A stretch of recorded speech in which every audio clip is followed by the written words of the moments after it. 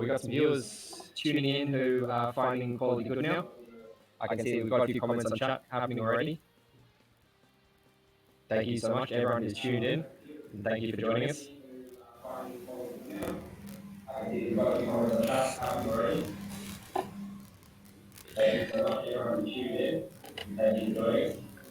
So my name is Miles Whitaker. I'm streaming live here from the University of Queensland.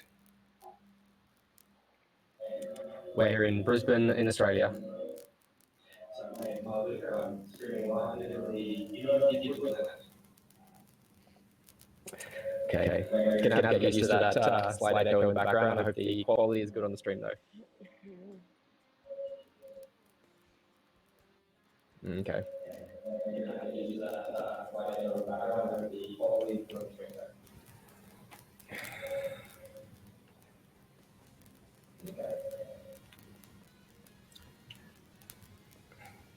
It'll be 1 second.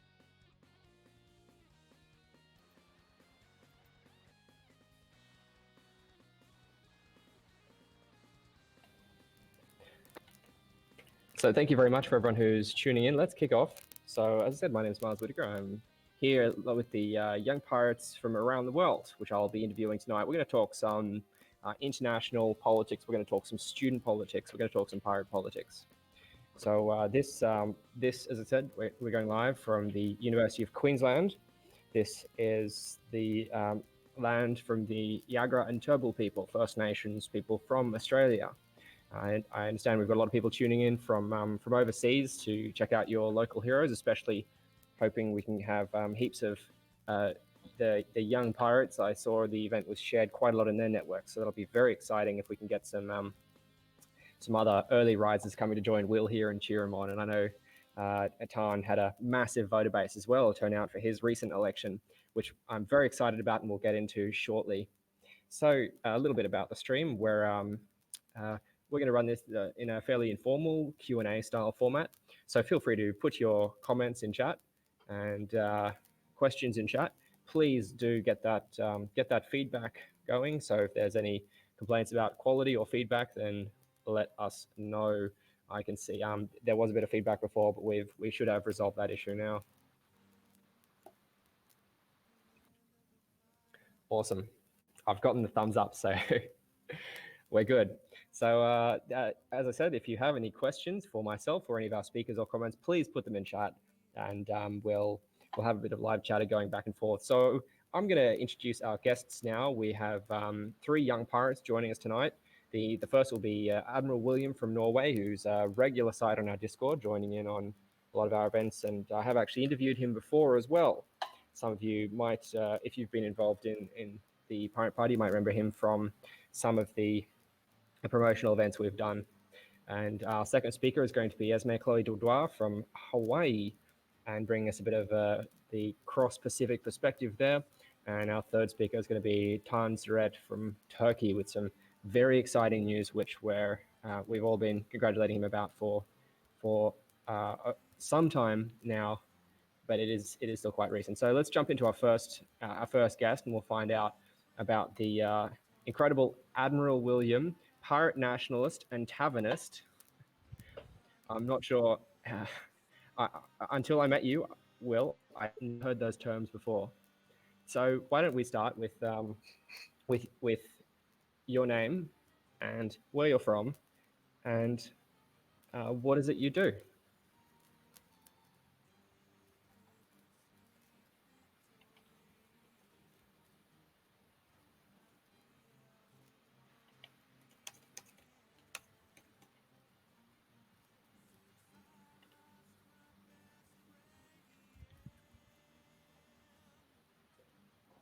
So, Will, you still with us?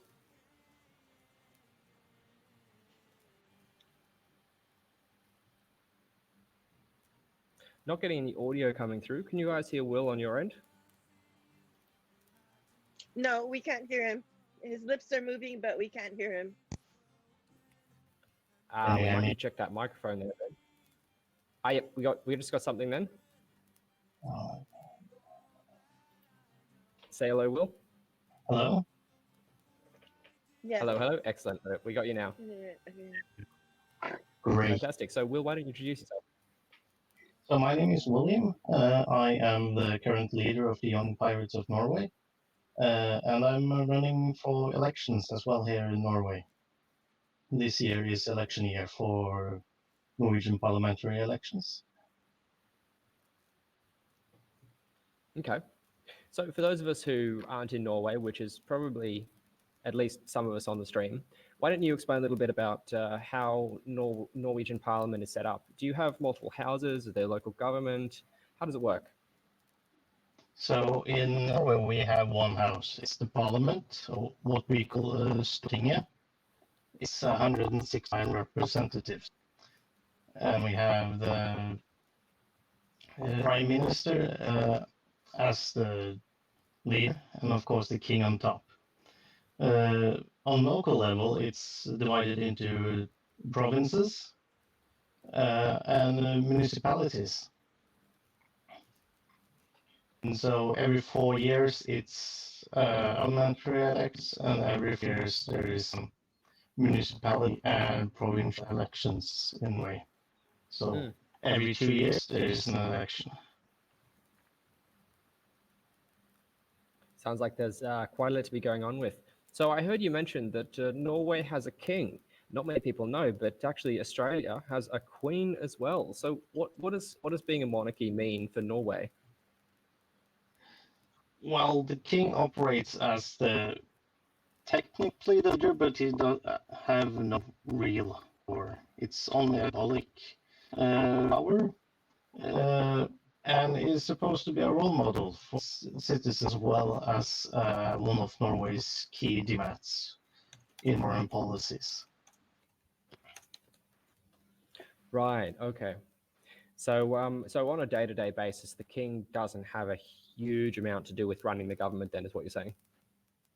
Yes. It's a bit like that in Australia too. Yeah, the Queen is there, but in some ways she's a bit of a figurehead. In some ways she's a bit of a relic from the past. And I know good old Queen Lizzie's policies: live and let live, and let the colonies do what they like. So good for her. And I know she still has a few supporters here, definitely. Is there much of a so we have had a little bit of a blooming Republican movement here in Australia, actually. Is there much talk of that in Norway? Yes, there is real talks about abolishing the monarchy. I think it's a fairly decent split between Republicans and monarchists. Some people see no reason to remove him, and some people see a reason to remove him as a figure, a relic of old times, and costing the government budget a lot of money. So the $1 million question is then, what's the Norwegian pirates' stance on the monarchy? Do you go raiding and pillaging in the name of the king, or are you more of the let the people rule kind of pirates? Well, I don't think I have any official policies on it, but I suspect we would support a vote on the country. So the people should vote if they want to remove the monarchy. It's not something the parliament should decide alone. Well, let's go back a bit more towards you again. You mentioned that you're running for election. Do you want to tell us a bit about that? So yes, so I'm running for elections in most of the constituencies that the Party of Norway is having their lists on. That's, I think, 15 out of 19. And I am a first candidate in 2 of the constituencies. So in Norway, you put lists with your candidates in all the constituencies, as you would in a normal election. And people vote either by changing the lists, rearranging the lists on who is on top and who's on bottom, or just simply just giving the list, do nothing with it. So that's it. It's not really any sophisticated things.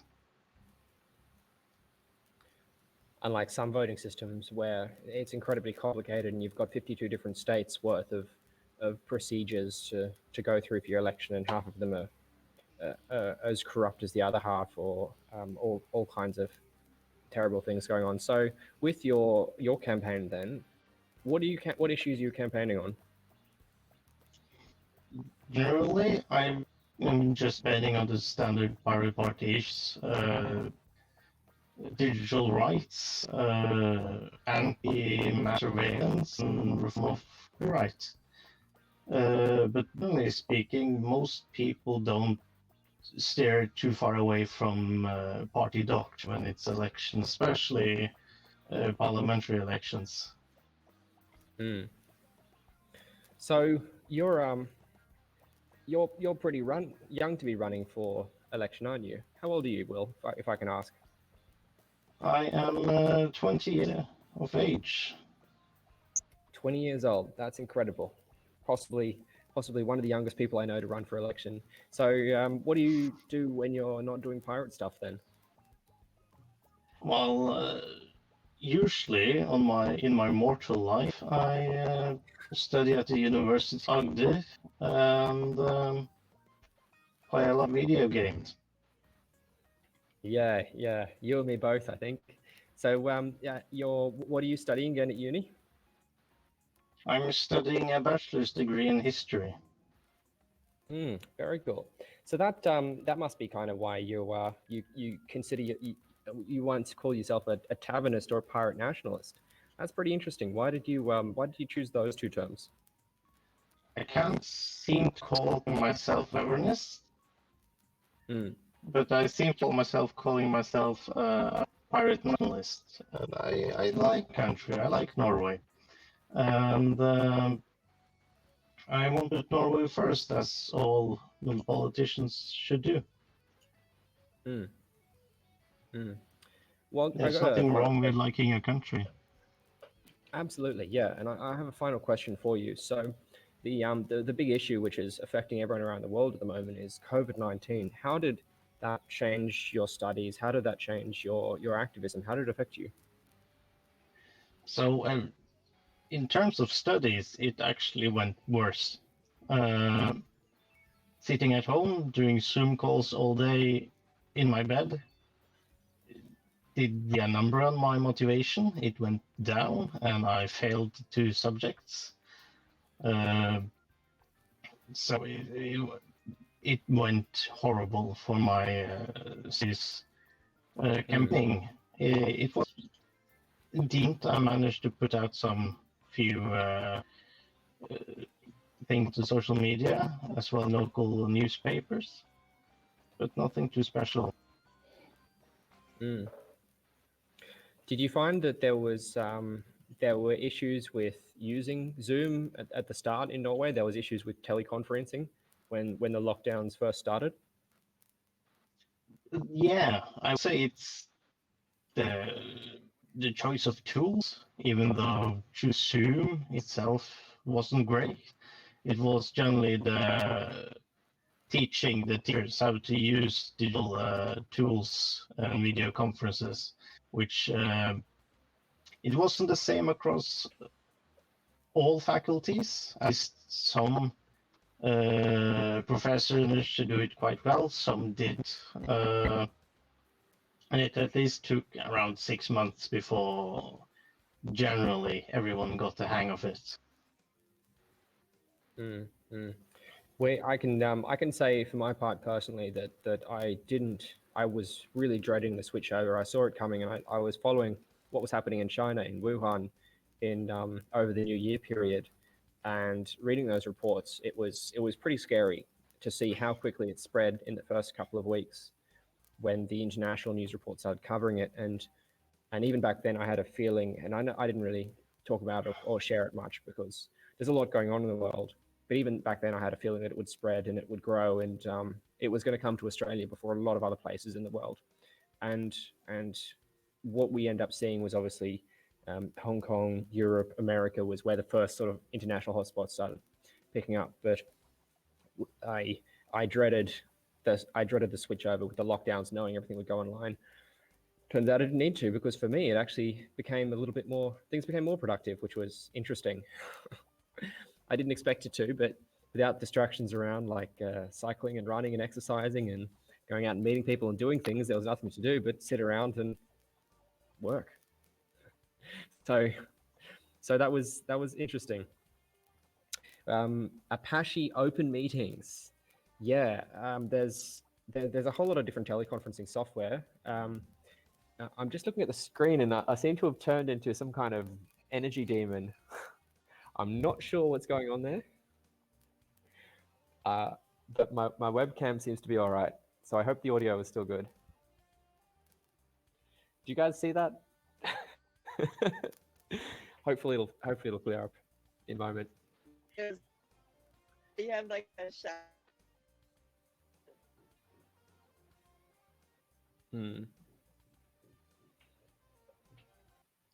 All right. Well, thank you very much, Will. And do you have any final messages for our viewers?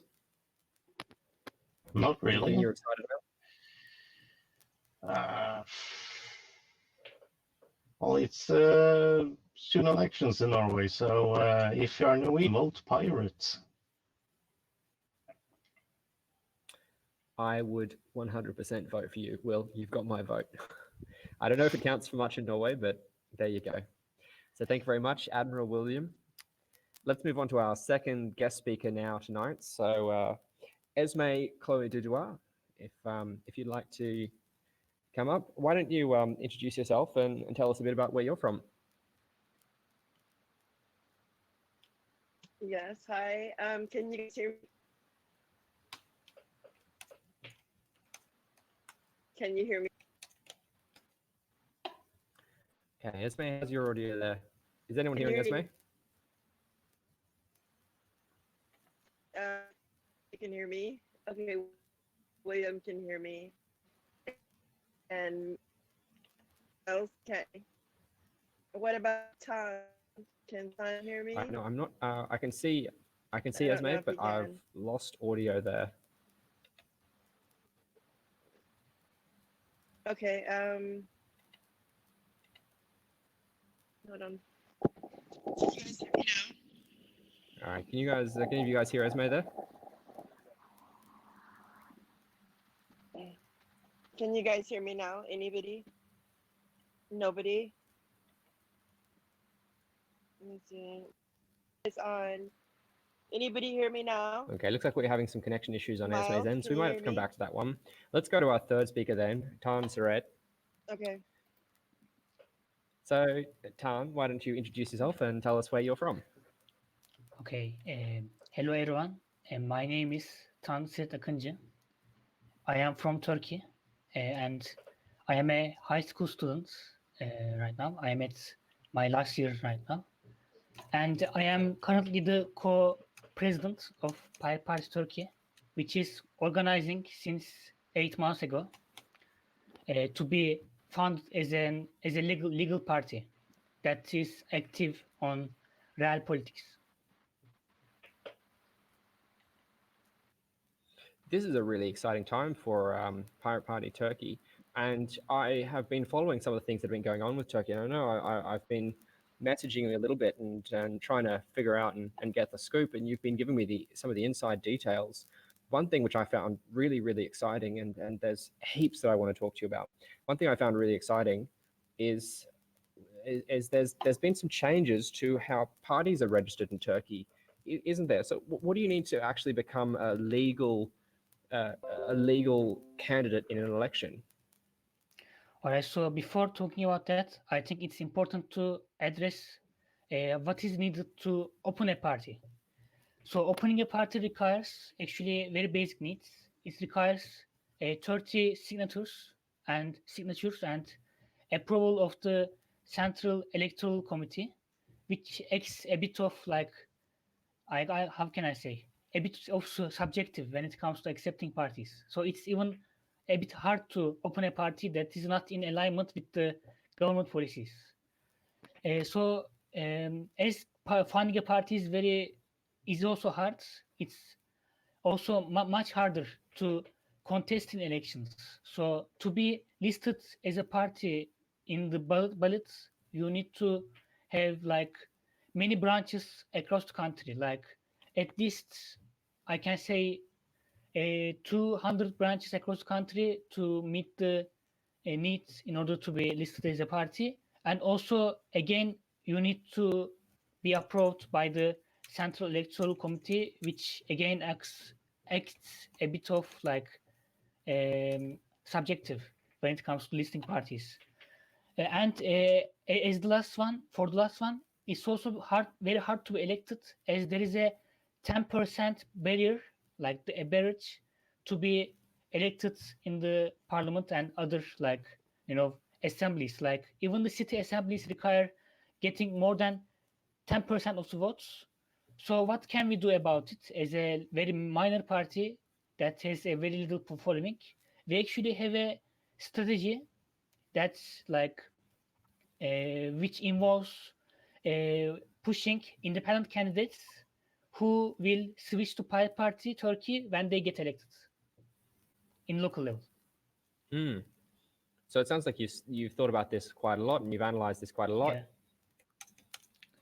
Yeah, actually, it's like one of our main scopes because the former Pirate Party Turkey, which actually got very like inactive throughout the years, got inactive because it couldn't address this issue of real politics, which is very essential for a party to keep its life. Mm. Mm. So, how much of this bureaucratic hassle to actually compete in elections? How much of it do you think is just bureaucracies being bureaucracies, and how much of it do you think is actually deliberate attempts to prevent opposition parties like Pirate Party Turkey from starting up? I think Turkey's political system is designed to secure governments because Turkey was found as a single party system when it got found as a republic. It was actually like a country, a republic that was found by the military, which actually was very secular and progressive, but at the same time it was a bit authoritarian to secure a new government. So that's type of That's the Janissaries you're talking about. yeah, and that culture keeps going. Whoever comes to top of the Turkey becomes a sort of a very powerful a person. Like the parties that come to governments of Turkey generally don't hesitate to be a bit authoritarian to secure their seats. So it's a bit of a problem in our country. Whereas, what does Pirate Party Turkey stand for in contrast to that? Okay, so we are in favor of changing the the party laws and the electoral laws because we think that the current laws are very ineffective and they generally don't let new and little parties to engage in elections. Thus, the current system actually preserves the old system, and that results in Turkey getting a bit of like reactionary and outdated compared to other developed and developing countries, which actually can get very like they developed by new ideas coming to power, which is not the case in Turkey. That we have the same parties and same type of people in the parliament and the power for so long time. So let's take things a little bit more personal now. So you've had a bit of success in Pirate Party Turkey recently. There's been a bit of a shake-up, and you mentioned that the party was a little bit inactive for a while, but it's by the sounds of it, things are starting to come back. What's happening there? Okay, so the Pirate Party Turkey was actually an inactive party since 6 years ago when a controversy happened between two leaders named Siret and Şevket Uyanık, who were not getting well with each other because there was some issues with corruption, that the party was not very open about the funds that it gets from the European foundations, which they were very close with. And actually, that old party was not very interested in getting in politics, but was more interested in getting close with those foundations and getting funds, you know. So we, as the young people, were very interested in pirate party culture, as we saw the success of, you know, international pirates in Germany, in Czechia, and in other countries. So we decided to found a new party, which would engage in actual politics and become an actual party that represents digital rights and fights for them in our country. So 8 months ago, I have contacted with several old pirates and my allies in several foundations and groups, and we just decided to found the party, and now we are currently organizing with libertarian people, with also very progressive organizations, and I can easily say that we will be funded as a party in several months, as we get many support from the people in our country. And you've been heavily driving that process, haven't you, by the sounds of things? I couldn't understand. You've been heavily involved in that process. You've been pushing that whole process. So it's true that, you know, I was a bit of like on the top during that process, and it's because that someone needed to take initiative, as no one was taking it. So it was me in that case. But currently, I can say that it's not only me, but a lot of people that are organizing our central committee and the party that are, you know, pushing the organization and activism. So actually, yes, it's true that I took the initiative and was on the top of the, you know, organization, but now it's more grassroots, that the other people and the new people are also organized in the process of foundation.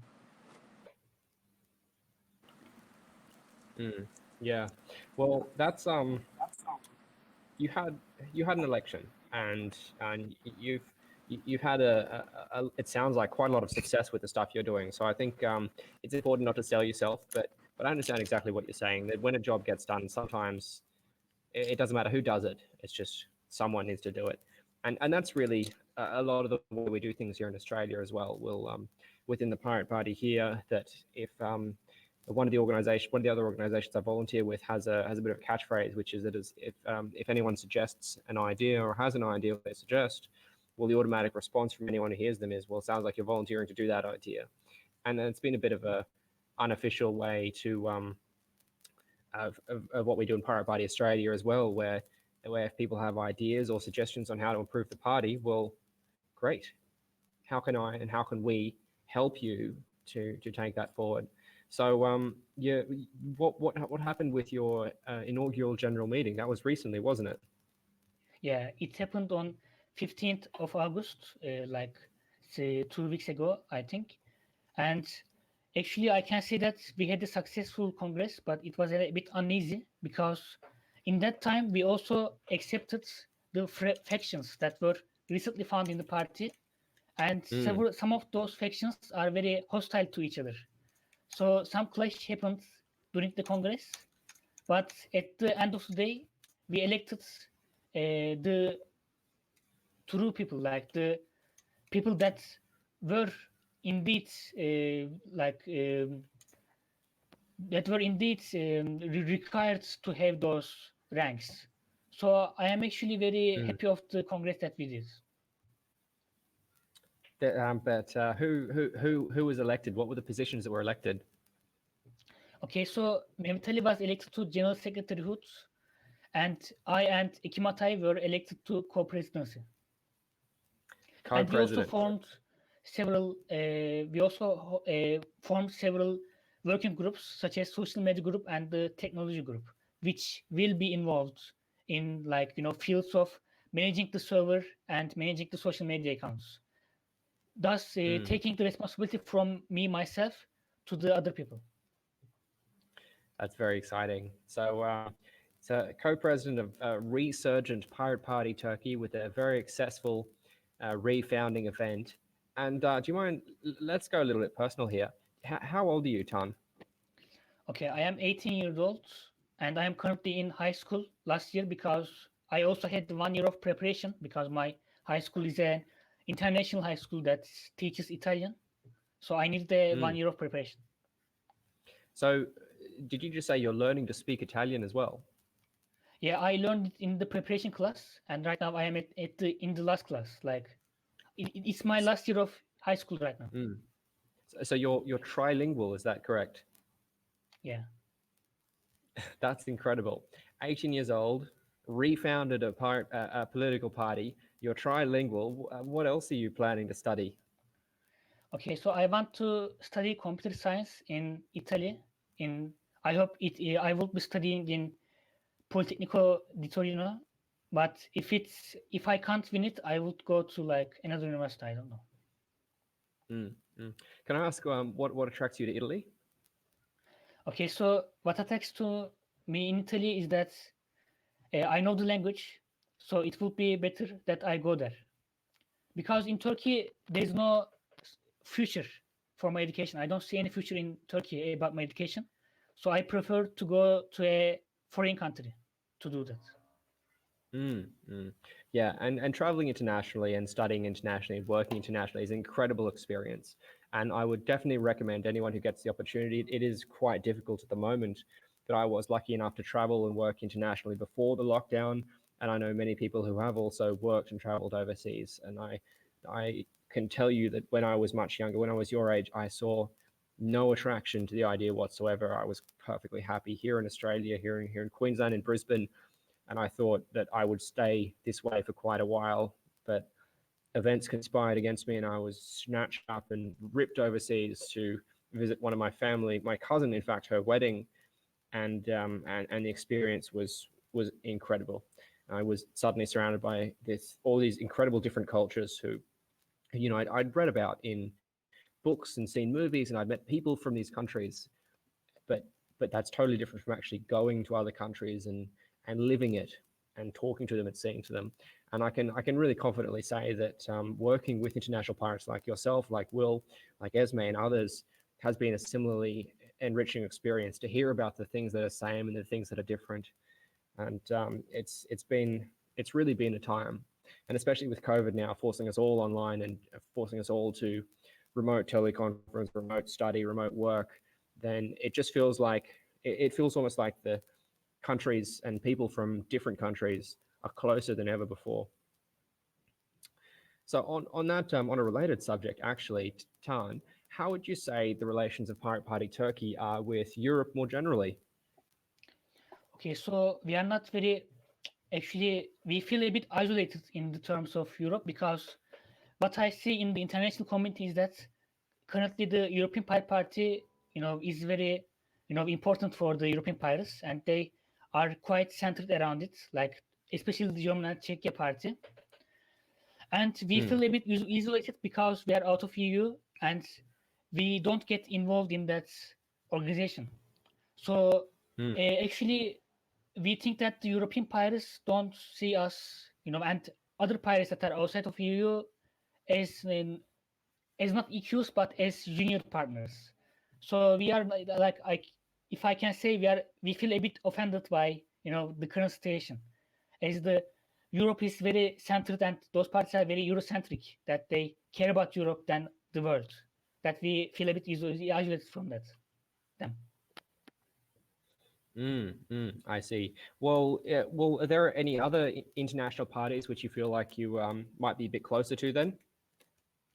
Okay, so I think that we are close to Pirate Party Greece, and also to you guys. We feel very close.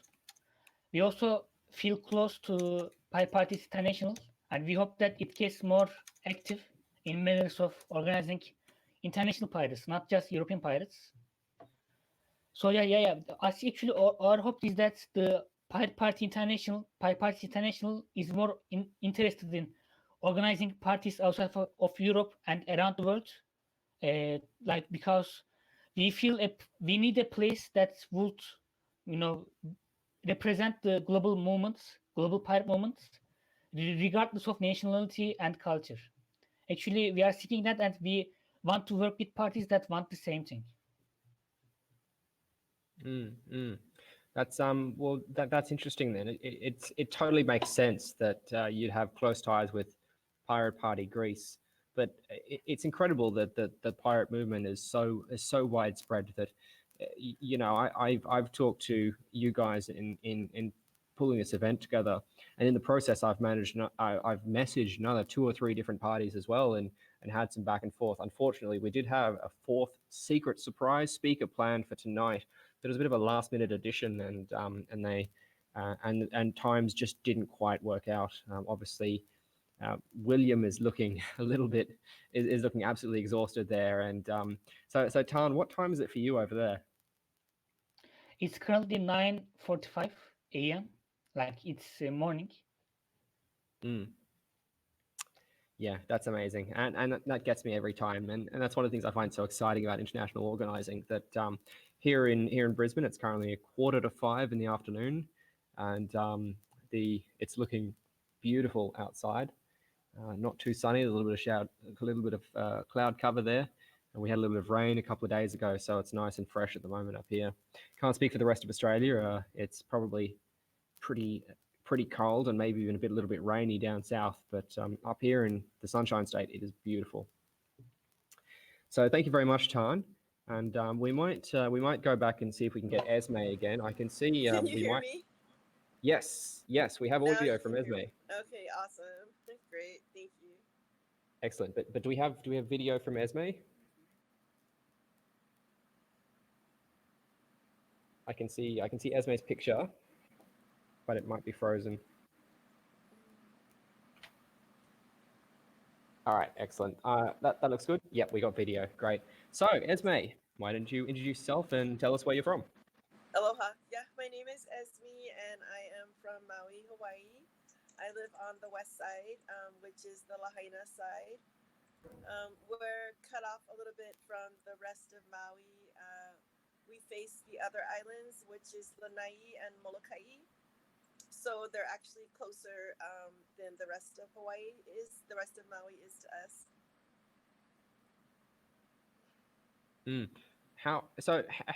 How many islands are there in Hawaii?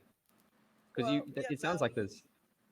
Yeah, there's a few. You have Maui, you have Oahu, Kauai, the Big Island of Hawaii, Molokai, Lanai, and then we also have Kahalove, but it was used as a military arsenal by the United States government for a long time, but it actually is another island. I think I lost count after about 5 or 6, so it sounds like there's quite a few, yeah. Yeah. So I don't want to. I hate to go straight into this, but when the movie Moana came out a few years ago, and I know it was huge. All of the New Zealanders over here in Australia were talking about it constantly, but obviously it being set in or near a semi-fictionalized version of Hawaii. What was the reception over there? It's always mixed. A lot of Native Hawaiians aren't ever overjoyed by any depiction of Hawaii outside of it being an indigenous production. But many of the local people are actually very considerate, and they do enjoy the notoriety. They enjoy when the camera is on Hawaii. So it's kind of a mixed bag. It was a bit of a New Zealand effect where for a few years afterwards, everyone in New Zealand talked about Lord of the Rings. It was all they could talk about. And, it brought in however many billions of tourist dollars. And I can see a sort of similar thing too happening with setting a whole Disney movie there. Yeah, it was really bad. They actually closed a lot of bathrooms, and there's a lot of traffic when that happens. Michael, we've got a bit of background noise there. I think it's coming from your mic. Are you able to mute yourself? Sorry.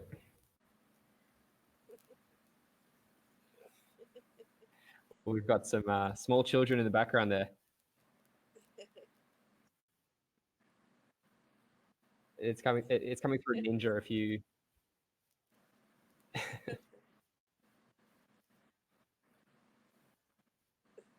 Yep. Nope. No, it's coming through. It's coming through Ninja. So you got to. can you mute yourself? There we go. Yep. No, I totally understand. I don't have kids myself, but many of my friends do, and even in the party as well, we've had a couple of one of our lead Senate candidates who've run for election for a number of years. He's recently had a beautiful daughter, and so his time is suddenly his available free time to do electioneering and campaigning has suddenly dropped massively, and and you know that's totally fine, and that's a really exciting time for him as well. So let's start talking a little bit of politics then. So what's the deal in Hawaii? What issues are important in Hawaii, and how are they the same as the rest of America, and how are they different? Well, the way that they're the same, the issues in Hawaii are homelessness, tourism, and the negative impact on locals to find housing, locals to find jobs outside of the tourism industry, and then of course the environmental impact on the oceans, marine life, and just keeping the island healthy. So there's that conflict. A lot of the homelessness that we have here are veterans. We have a large veteran population since we do have active military bases here in Hawaii. And then the other second portion are indigenous Hawaiians who are living on beaches. They live in campsites, and they are unable to find housing. They're outmarketed by mostly Japanese businessmen, also some Australian, some French, who buy large amounts of property and then just use them to build resorts. And you have tons of resorts with very little housing for actual people who live here. So are those issues that that you feel the Pirate Party should engage and campaign on in Hawaii, or are there other issues that you want to work on as well? Yes, we have to. Pirate Party right now in Hawaii it's just for Maui. Each island speaks for itself separately, and that's for all issues. The governor can say, for example, everyone has to wear a mask, and then each island, the mayor is the one who says, yes, we will do this, or no, we will not do that. So we focus just on Maui. And Maui County is actually 3 islands. We're the only ones. We're Molokai, Maui, and Lanai, which are 2 very small islands. So as pirates, we have to address local issues in a grassroots way. And so we focus mainly on city council because that allows the public to come in and speak about the things that they need help with. So that's our function is actually just literally serving the people and acting hopefully as a liaison between the government, the tourism industry, and the actual local people who need help. So broadening that question a little bit, I understand there's a large Japanese population in Hawaii, and you mentioned tourism is a large part of the local industry there. What are some international issues or some international areas that could potentially do with some focus that affect Hawaii? Well, we have a problem with the Japanese. Is one, the purchasing of huge amounts of land and then not giving back at all to the community, just using that for rich people and luring them there. Also, they don't live here. We have a local Japanese population. They were born and raised here. But when I say the Japanese, I'm referring to businessmen. Overseas developers and holidayers and... Yeah, they simply do development overseas, and it's completely out of control. They've cut our housing market in half, so that we literally have an entire half of the population that we can't find housing for them and their children. And the other negative impact, again, is the environment. Once we were doing COVID and we were locked down and there were no tourists allowed, all of our fish replenished, the oceans cleaned up, and everything started to thrive.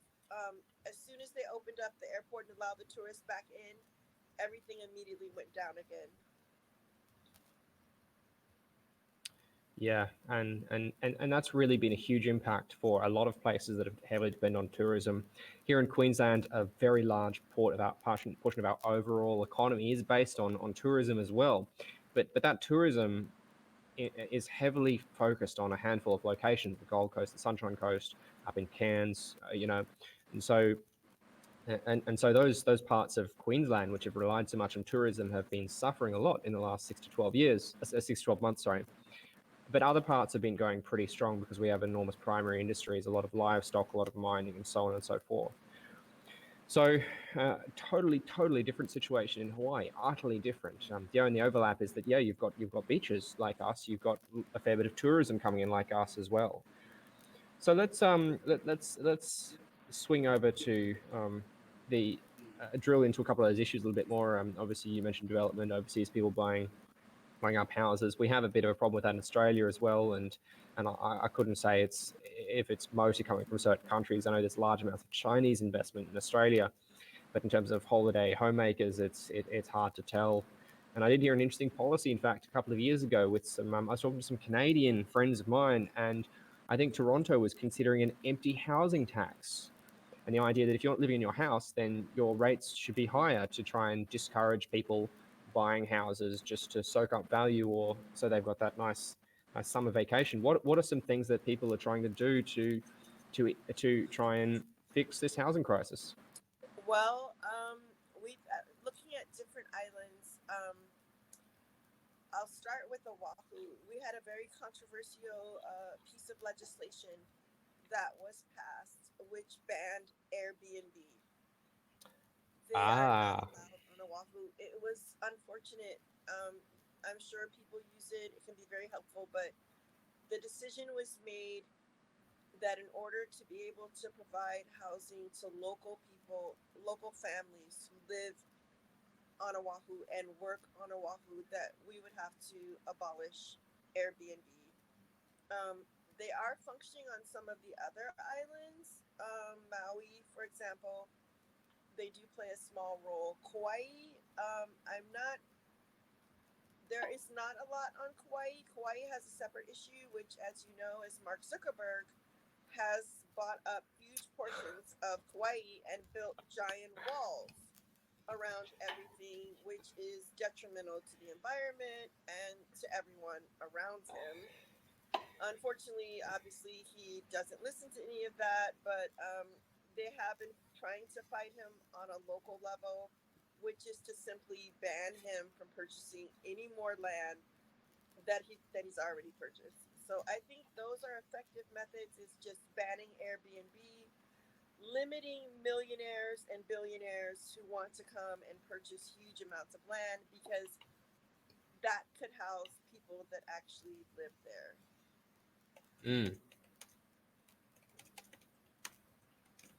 That's just thinking back, that's a very American thing to build walls.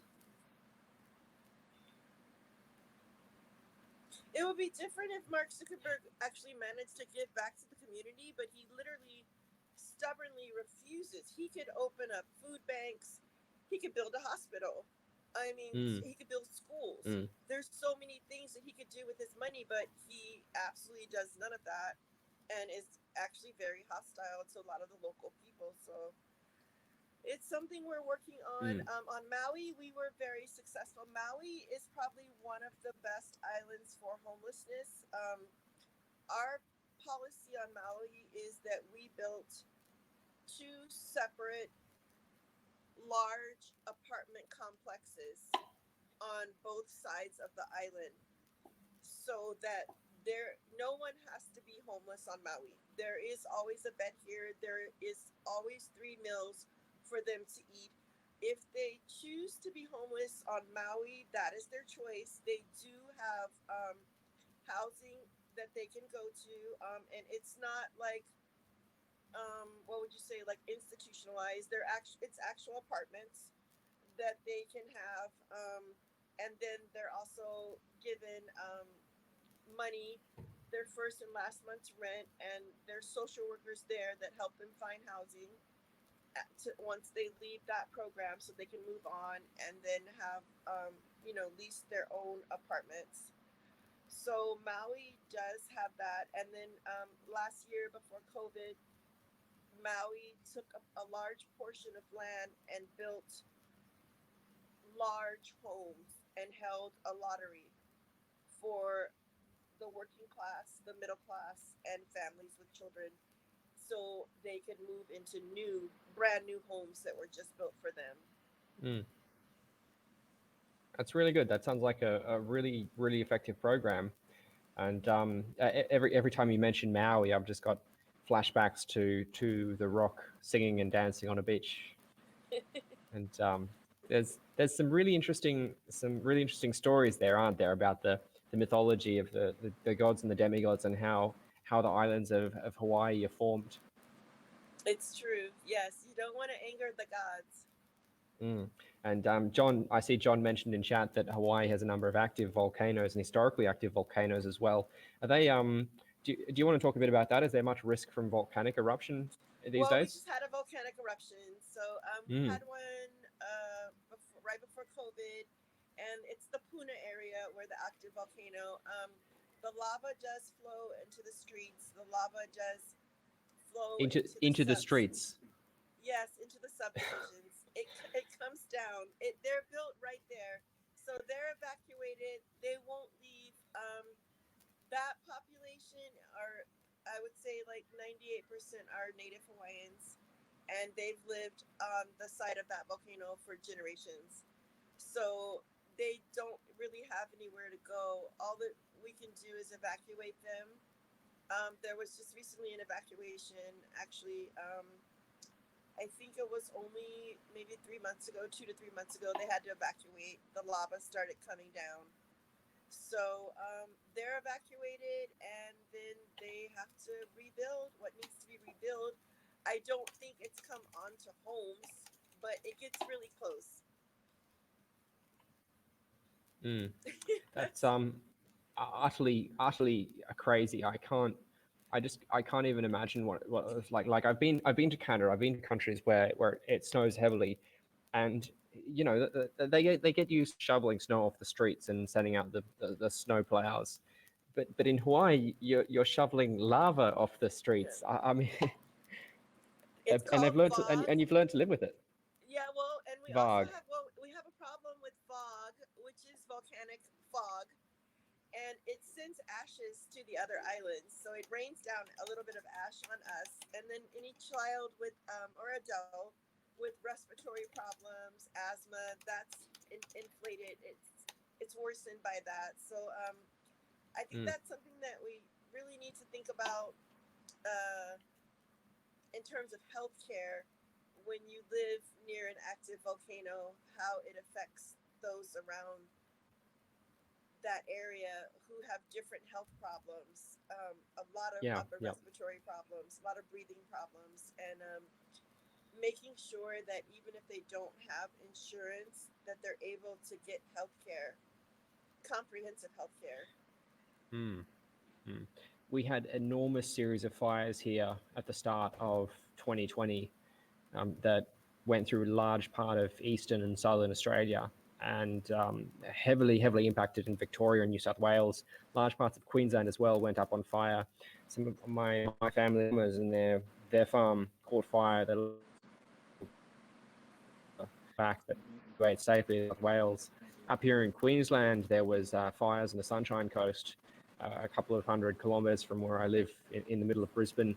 There were also fires further south on the border ranges, where literally almost million-year-old rainforest that's remnant from the supercontinent of Gondwana that has got direct links to Antarctica. Before the ice went over, this rainforest went up in flames because it was drying out, and there was enormous amounts of leaf litter on the ground, and the ecological impact from that was devastating. And there was smoke all over Brisbane, all over Sydney, New South Wales, and Victoria, and the sky was just orange. It was horrific. And from what I've heard of stories from people who've recounted what it's like to be in a volcanic eruption or near a volcanic eruption, it's very similar. you have those enormous clouds of ash and smoke in the air, and the sky turns a sort of reddy orange kind of color, almost like doomsday. That sounds terrifying.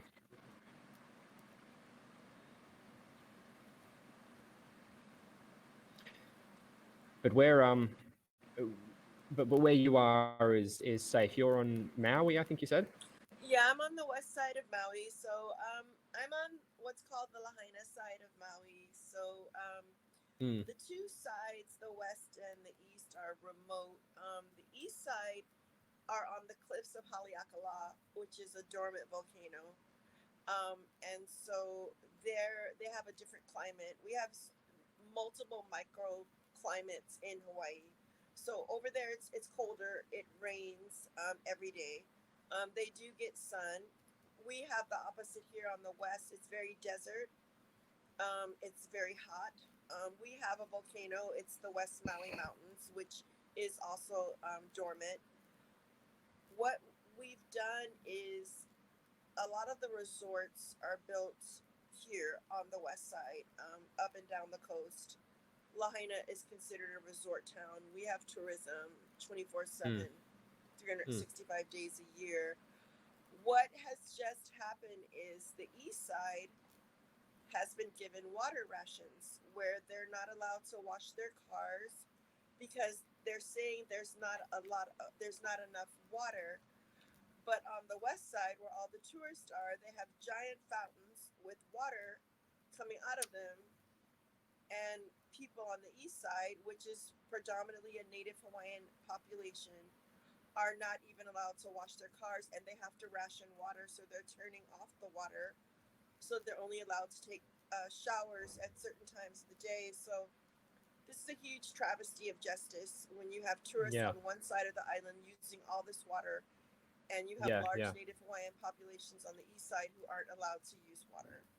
That's why we want to enact change in the city council. No, that's an enormous issue. I was recently in Alice Springs in Australia, which some of you might know is right in the middle of Australia. It's the point in Australia that's furthest from the ocean on all sides, well over several thousand kilometers from the sea, and the furthest inland I'd ever been. And it's also a tourist town. There's a very large population of grey nomads, of people with camper vans and RVs traveling through and visiting and dropping a cool few $100s on the pokies and on overpriced cafes. And meanwhile, there's a large population of First Nations people who in the Northern Territory have spiraling health issues and over-incarceration issues and all of these problems which aren't getting addressed by the government. But meanwhile, there's these massive, shiny, expensive hotels and expensive cafes. And at least I can thankfully say that even though it's this town in the middle of this incredibly dry, arid region, thousands of kilometers from the sea, they do have reliable access to water, thanks to a series of natural springs and deep underground bores. So they're managing their water resources well and sustainably, thankfully. So Esme, then let's get a little bit more personal here. You've recently graduated. You were studying recently, weren't you? Why don't you tell us a bit about that? I was, yeah. I just got my associates, just the liberal arts associates, and I've matriculated to the University of Hawaii, West Oahu. It's remote. We have a University of Hawaii campus on Maui, but they don't have my major. My major it's public administration, justice administration. So I'm going to school for that online right now to complete my bachelor's and hopefully at some point my master's. And what else are you doing apart from studying?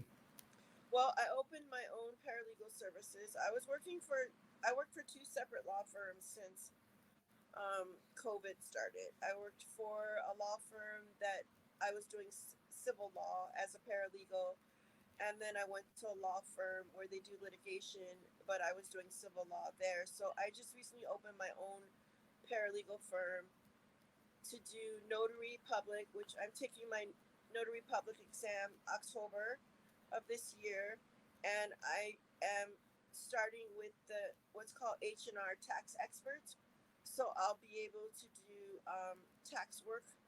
So Hmm. that's what the office that I started. It's Dudoit Paralegal Services here, right on the ocean, right here in Lahaina, which is good because Lahaina, we don't have a lot of things. We're very cut off from the rest of Maui. We don't have big stores. The other side, they have the Walmarts, the Targets. We don't have those kinds of things. So anytime there's a service that's available just for Lahaina, it's very important because not everyone can travel to the other side of the island. It takes at least an hour and a half to go across what is now a dormant volcano to get to that side of the island. So I'm very happy to be able to open a paralegal service here for the west side of Maui. And sometimes those volcanoes, those extinct volcanoes, can be massive. We've got some truly ancient ones here in Australia, and they're huge, enormous craters that are so big they're filled with water in the bottom. That's incredible. Yeah, and it's So we have a lot of rock falls, so it's a problem. People commute here from the rest of the island because the tourism is here in the south side. So they commute here, but we have a lot of rock falls. We have a lot of brush fires and it happens every year. There's no way for us to avoid it. We will have rock falls. We will have brush fires. And so when that happens, we're cut off because we can't make it across the volcano to get to the other side of Maui. So yeah, it's really important to have services that focus on the west side of Maui. Speaking of services, I think it might possibly be pizza time here soon at the University of Queensland, as a few of us are possibly getting a little bit peckish. So if you're here at UQ, if you're on campus at University of Queensland, feel free to come down to the Gorden Greenwood Building just behind Abel Smith. We're in room 207. That's 207 Gorden Greenwood, and we'll have some pizza on the way shortly. Everyone's welcome to come along and say hi. So thank you very much, Esme. And let's. Do you have any final sort of comments or messages for people who tuning in from around the world or tuning in from Australia? Well, I would say that it's important to have Pirate Party to focus on the core issues, which are copyright, rights to repair, surveillance, freedom of information. It's also very important here in Hawaii, especially with the Freedom of Information Act, because we have a large government that can be very corrupt. There's a lot of bribery that happens here. The Tourism Authority acts kind of like a mob. They have a mobster type mentality. I ran for city council in 2014 against what is now the mayor, Victor Victorino. And he didn't even live in the district that I was running in. He lied and said that he lived there. He had a home there, and he won, and he's now mayor. So I just want to say that it's very important to vote Pirate and to support grassroots political organizations in order to do better in the community. Yeah, totally agree. And that's why getting students and young people involved and active in politics is so important, because we are building up those community connections, and we absolutely are working on those local issues that affect us, which we're in touch with, whereas sometimes older generations aren't in touch with that. Sometimes a lot of people in business and law aren't so much in touch with that. So thank you very much, Esme. Okay, we might, well, let's open it up a little bit now, and let's open the floor. If anyone has any questions you want to put in for our speakers, then please feel free to put them in chat, or any comments, feel free to put them in chat. And we might jump back and sort of revisit a couple of the others. So let's go back and talk again a little bit about Europe briefly. So Admiral Will, I didn't get a chance to ask you, what's Pirate Party Norway's stance on Europe, on the European Union, on Pirate Party Europe?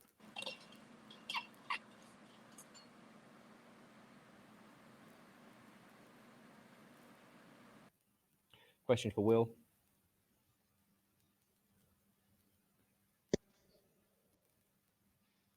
Can you hear me now? Yep, got you good. Okay. So the stance of the Norwegian Pirate Party is pretty simple. We want the people to choose. So if the people want to go to leave the European Union, and the European Economic Zone, then we will follow that. And if the people wants to go into Europe, then we will do that as well. And of course have internal vote on our stance on that matter if such a matter would come up in the future when the people want to vote. So what? Speaking for, what's your opinion on whether Norway should stay in the European Union? And what do you think most people in Norway think about the European Union? Do you think they want to leave? Do you think they want to stay, or is there a split? Are people all over the place? I think it's a split. Most people want either to go in, to go out, or to remain in the relationship we have now. My personal opinion is that I technically want to leave the European Economic Zone, but only if I can have my own Nordic union, some sort of Nordic free trade union. But if we can't, then we should remain in this position that we are in now, or further into the European Union. I remember during the GFC, there was actually some really interesting things happening in Iceland, and the Pirate Party Iceland was right at the heart, up to their necks in it, as I recall. The GFC, there was a lot of pressure from the International Monetary Fund for the Icelandic government to bail out the Icelandic banks. And international investors put money into Iceland, and then the Icelandic banks collapsed.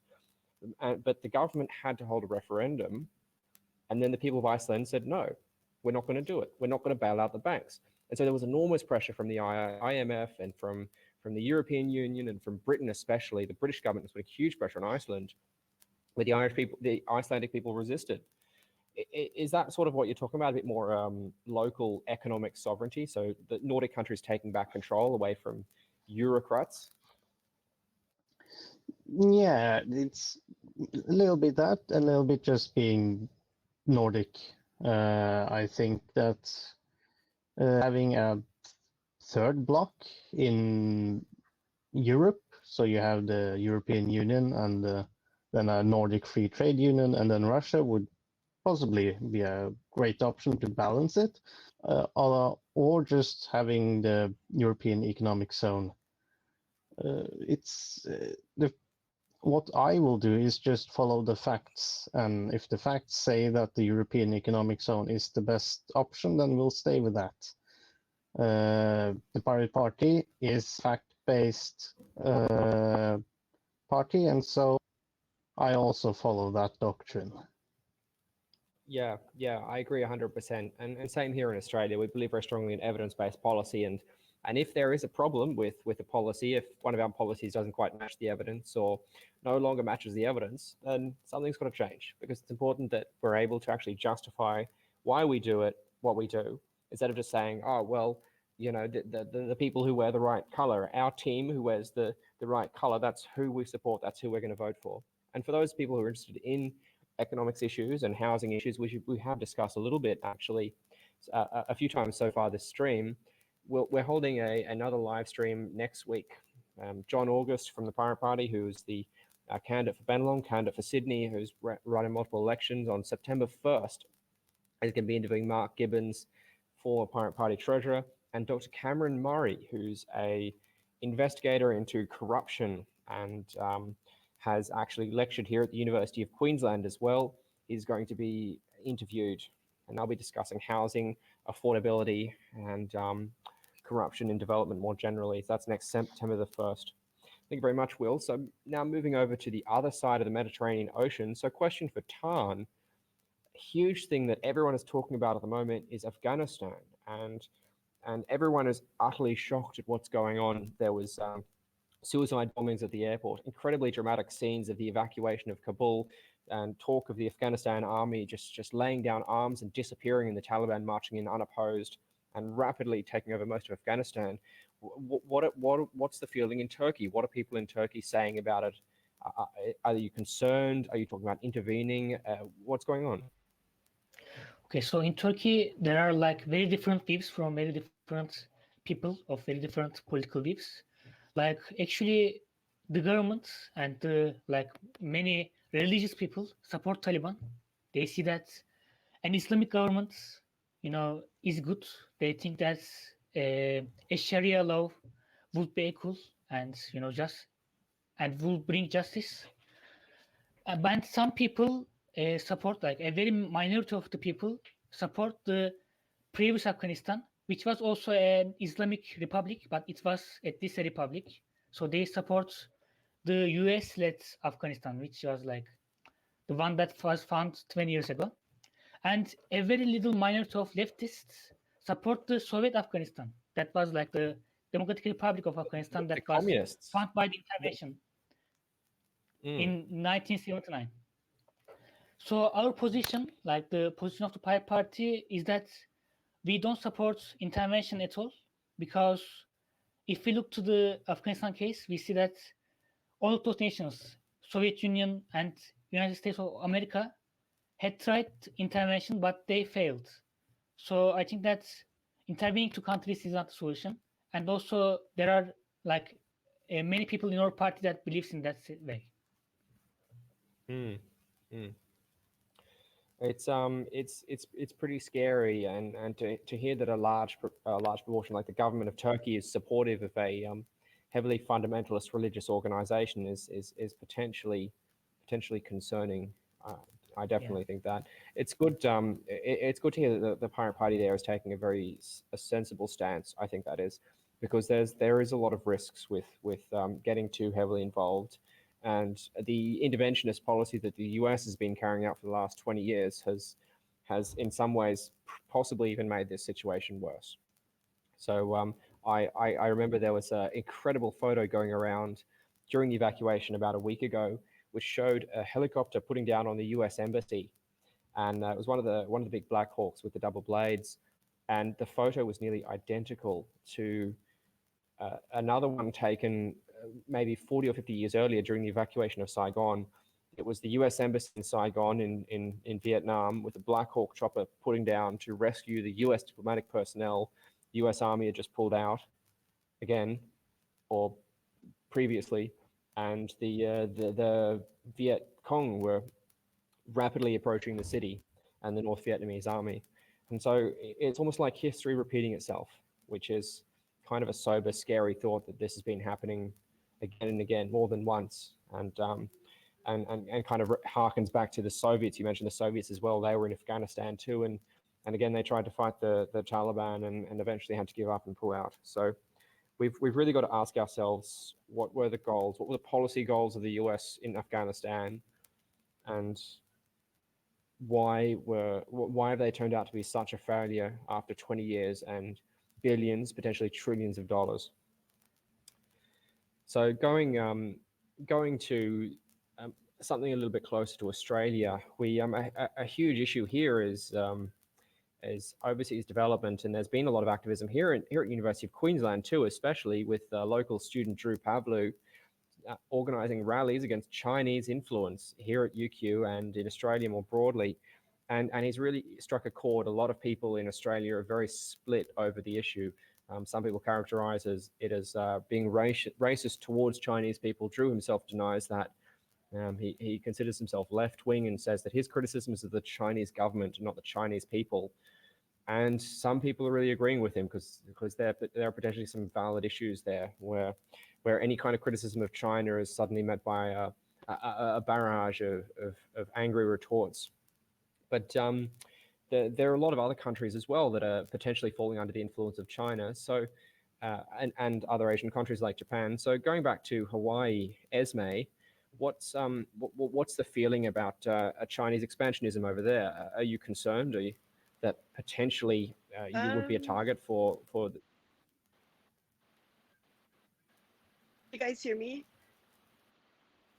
Yep, we can hear you good. You guys hear me now? Yep, your audio is good, coming through well.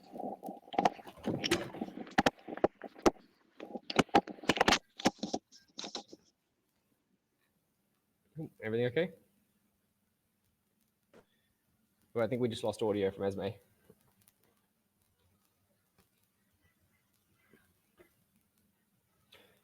Yeah, we've just lost audio. I can still see video there.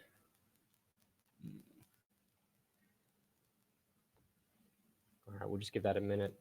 Well, just quickly check chat. Has anyone else got any questions for our speakers about issues you'd like to address them on?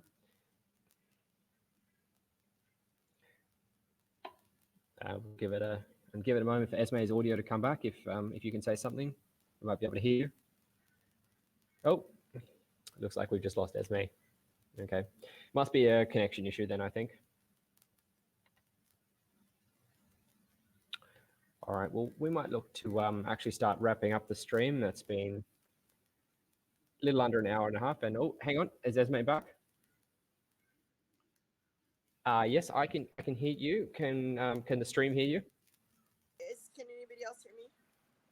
As far as China, oh good. It's very conflicting because we have a huge Chinese population that's been here since the 1800s.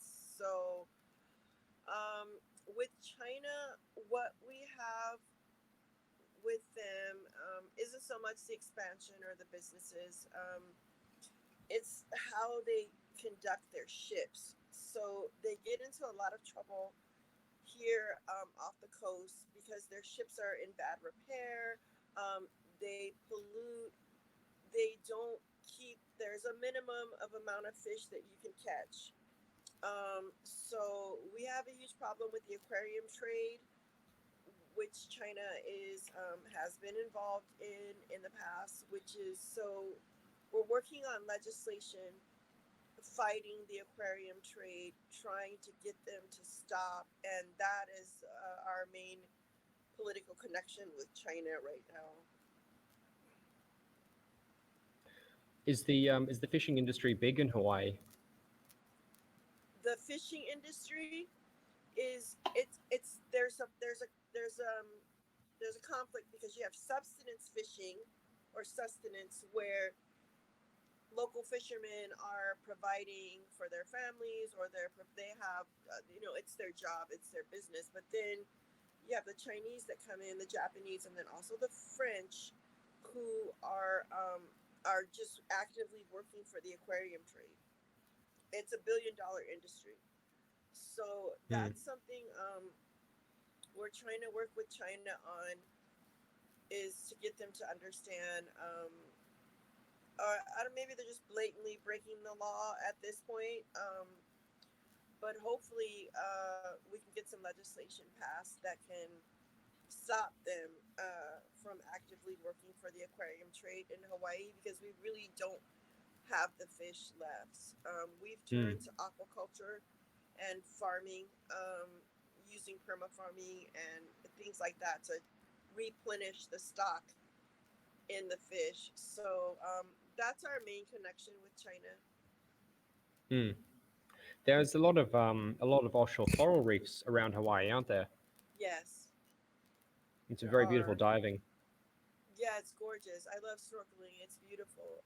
But you have places just somewhere close to here, like Molokini or Lanai, which we have a 200 pod of spinner dolphins that live off the coast of Lanai, and we're trying to get the coral around there to replenish again, and for Molokini too. The Great Barrier Reef offshore here in Queensland is a huge topic of national interest as well. It's a large source of tourism up north around Townsville and Cairns. There's a lot of divers, a lot of tour operators go out there, and it's become heavily politicized lately as well, because in the last about 20 years there's been a lot of concern about the future of the reef. We've had the crown of thorns parasitic starfish come in and begin damaging the reef. We've also had enormous marine heat waves which have contributed to die-offs, and we've had tropical cyclone Yasi and other massive cyclones come in along the top end of Australia and do large amounts of damage to the reef as well. And so the issues unfortunately become politicized, where organizations like CSIRO and the Australian Institute of Marine Science have attempted to get the funding they need to protect the reef and to research the reef and identify the risks. But the government doesn't like the answers, the things that these scientists are telling them, and so they're cutting the funding and trying to get them to shut up.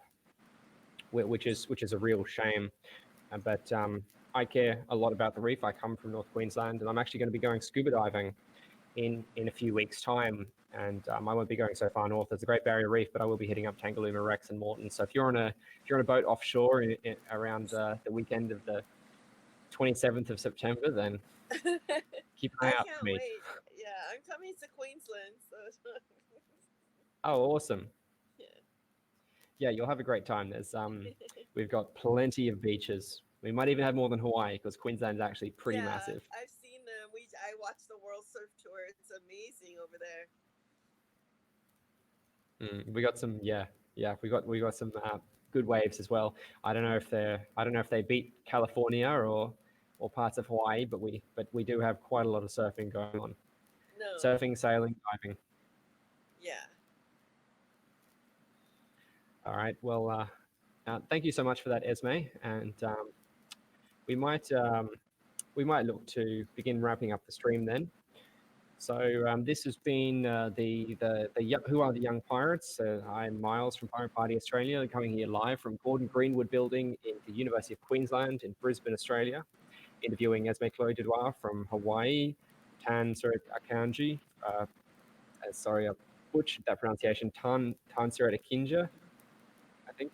Yeah, closer. from Turkey, and Admiral William Thanoothong Svendsen from Norway. So thank you so much, guys, again, and it's really exciting stuff to hear happening in all your different countries. And I wish you good luck. Best of luck for the election. We'll be cheering you on, and hopefully we'll be able to do some more promotional events over here and get some of the expat community to send some votes your way. And same to you as well, Tan. If you need any help with the expat Turkish community over here, then absolutely we're quite happy to reach out to them and see what we can do. So for those tuning in or those who have been following along, then hopefully you've got a good idea of what student activism can look like around the world and what the Pirate Party as well is doing internationally. I hope it's been informative. Those of you on campus now, welcome to come down to join us at Ed Greenwood, as our pizzas are going to be here imminently. Thank you very much.